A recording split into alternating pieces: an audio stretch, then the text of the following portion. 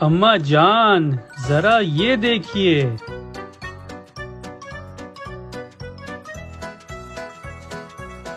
अल्लाह तौबा है भाई, हद होती है बेहूदगी की। बंद करो इसको मानी। मानी ये तुम क्या देख रहे थे? अम्मा जान ये मनकबत है, घबरा क्यों रही हैं आप? मनकबत ऐसे होती है मानी, यूट्यूब पे नामहरमों के सामने। अम्मा जान मनकबत मर्द भी पढ़ते हैं और औरतें भी पढ़ती हैं। अगर ये यूट्यूब पे पढ़ रही हैं तो उसमें क्या बुरी बात है? माशाल्लाह देखें तो पूरा प्रॉपर हिजाब किया हुआ है। मानी मेरा खून मत खौलाओ, चपेड़ लगा दूंगी ये घुमा के। प्रॉपर हिजाब नजर आ रहा है तुम्हें ये? मानी हम में से कोई जानता भी है कि हिजाब होता क्या है?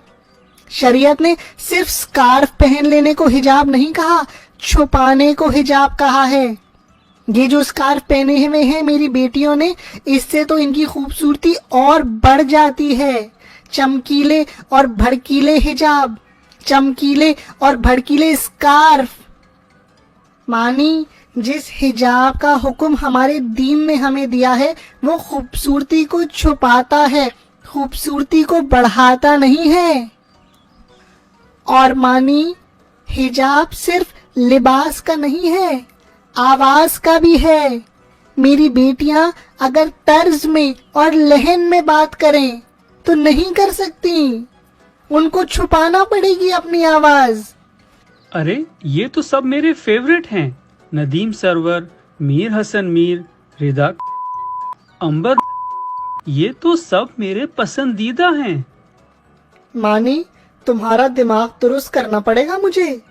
अंबर तुम्हारी फेवरेट है? बताओ भला। मानी मुझे पता है तुम अहले बैत से मोहब्बत करते हो और तुम्हारी नीयत पे शक नहीं है मुझे, लेकिन बेवकूफ लड़के नेकी का समझ के गुनाह कमा रहे हो तुम। ये तुम्हारी नामहरम है, ना तो तुम इनकी आवाज इस तरह सुन सकते हो, ना ही इनका सुर्खी पाउडर वाला चेहरा देख सकते हो।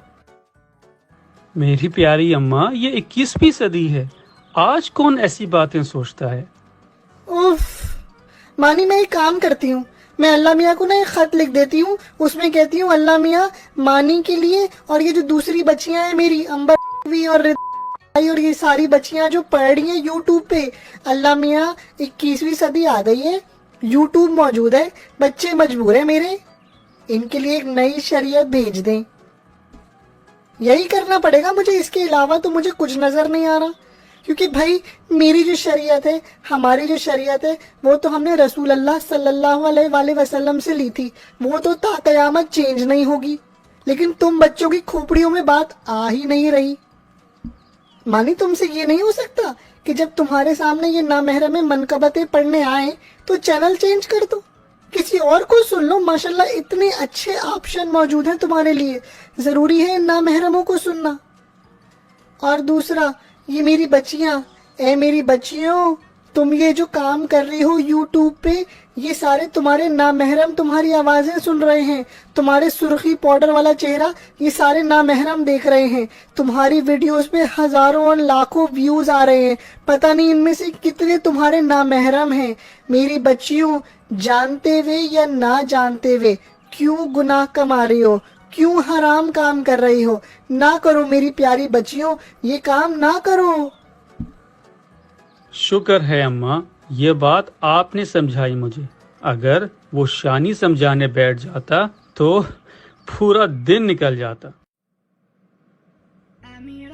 आखिर में 3 लोगों के लिए खास पैगाम देना चाहती हूँ मैं। सबसे पहला पैगाम अपने बेटों के लिए। ए मेरे प्यारे बेटों, ये तुम्हारी नामहरम हैं, तुम ना तो इनकी तरफ नजर कर सकते हो और ना ही इनकी तर्ज वाली लहन वाली आवाज सुन सकते हो। सवाब का समझ के गुनाह ना कमाओ मेरे प्यारे बच्चों, गुनाह ना कमाओ। और मेरे बेटों, ये मैसेज बाकी दोनों गिरोहों तक पहुंचाना, दोनों लोगों तक पहुंचाना भी मैं तुम्हारे जिम्मे डाल रही हूँ। सबसे पहले इस मैसेज को उलमाए कराम तक पहुंचाओ ताकि वो मिंबरों से इस प्रॉब्लम की निशानदही करें। ورنہ ہماری آنے والی نسلیں، ہماری آنے والی بیٹیاں انہی جیسی خواتین کو اپنا رول ماڈل کہیں گی، اور پھر انہی کی طرز پہ آگے چل کے وہ بھی گناہ کا رستہ اختیار کر لیں گی۔ تو پلیز سب سے پہلے یہ میسج علماء کرام تک پہنچاؤ، اور اس کے بعد اس میسج کو ہر اس خاتون تک جو نامحرموں کی محفل میں منقبت یا نوحے پڑھ رہی ہے ان تک بھی پہنچاؤ۔ اور آخر میں میرا آخری پیغام ان بیٹیوں کے لیے ہے جو نامحرموں کی محفل میں منقبت یا نوحے پڑھتی ہیں۔ اے میری بیٹیوں، تم بی بی زہرا کو ریپرزینٹ کر رہی ہو، بی بی زینب کو ریپرزینٹ کر رہی ہو، کیا کر رہی ہو؟ میری بچیوں، تم حجاب کے گھرانے سے تعلق رکھتی ہو، مولا علی کے گھرانے سے تعلق رکھتی ہو۔ مولا علی کا کچھ سوچو، جب میرے مولا بستر مرگ پہ تھے تو انہوں نے نامحرموں کو اپنے گھر سے دور کر دیا تھا، صرف اس لیے کہ بی بی زینب کی اور خواتین کے رونے کی آواز ان کے کان تک نہ پہنچے۔ میری بیٹیوں، تمہاری آواز کا بھی پردہ ہے، خدا را اس بات کو پہچانو۔ جب بی بی زینب دربار یزید میں گئی تھی، جب وہ وقت آیا، وہ مجبوری کا وقت آیا کہ ان کو خطبہ دینا پڑا، تو انہوں نے لہجہ امام علی میں خطبہ دیا، مرد کے لہجے میں خطبہ دیا، کیونکہ وہ جانتی تھی اور تمہیں یہ پیغام دینا چاہتی تھی کہ عورت کا لہن میں، طرز میں بات کرنا حرام ہے، آواز سنانا نامحرم کو اس طرح حرام ہے۔ خدا را میری بیٹیوں، بی بی زہرا اور بی بی زینب کو رنجیدہ نہ کرو، خدا را ان کا دل نہ توڑو، ان کے نام پہ لوگوں کو گناہ کی دعوت نہ دو۔